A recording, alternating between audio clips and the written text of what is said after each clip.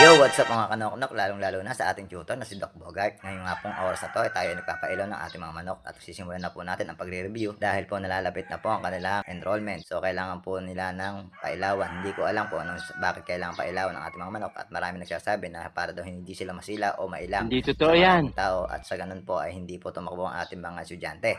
At marahil sa inyo nagtataka dahil ngayon lang po ako maglalaban ng sarili kong manok. At ako po talaga ay hindi hilihitin mong sabongero kaya wala po akong alam kung paano maglaban ng manok. Ako po ay lang po nagbe-breed. So natutuwa naman po ako sa aking mga pinaghihirapan na nakikita ko nang lumalaki. At hindi ko rin naman inaasahan na mapapalaban po ang aking mga manok. Yung aking mga unang pinalahi po ay gumulang sa akin at inilaban. So natutuwa naman ako kahit paano naman po ay nananalo naman kahit na wala akong alam. Kasi unang-una dyan ako po ay nagpapalaban na lang po sa kakilala. So minabuti ko na lang sariling laban na lang namin para kahit paano naman po ay hindi naman po masayang yung effort at tsaka yung oras. At alam po namin ang nangyayari sa aming mga ano. Siyempre sa aming paglalaban kailangan po natin dyan ng kapital. Siyempre kailangan po natin dyan na meron tayo kapital ng sa ganun po ay ating mapainro na natin ang mga manok. Hindi pa po ako naka-experience sa maglaban. Yun po ang first time po na lalaban na mula sa aking backyard na kay Daddy Lod's backyard yung mga manok na yan. Kaya kami na po nag-training hanggang sa si Bogart na po ang nagtuturo sa akin at nag-guide kung paano mag-condition mga manok. At syempre si Bogart po talaga nagkukondisyon ng aking mga manok dahil po may trusted po ako sa kanya at tiwala ako sa kanya at nakikita ko naman po sa kanya na napakasipag niya pong tao. Kaya po sa kanya ko po pinagkatiwala ang aking mga manok. Pagmamalasakitan niya. At ngayon nga po nagbibilad na po tayo ng manok at hihintayin po natin sila hingalin. So Lods, mga dito na lang po ang aking videos. I'm Daddy Lods.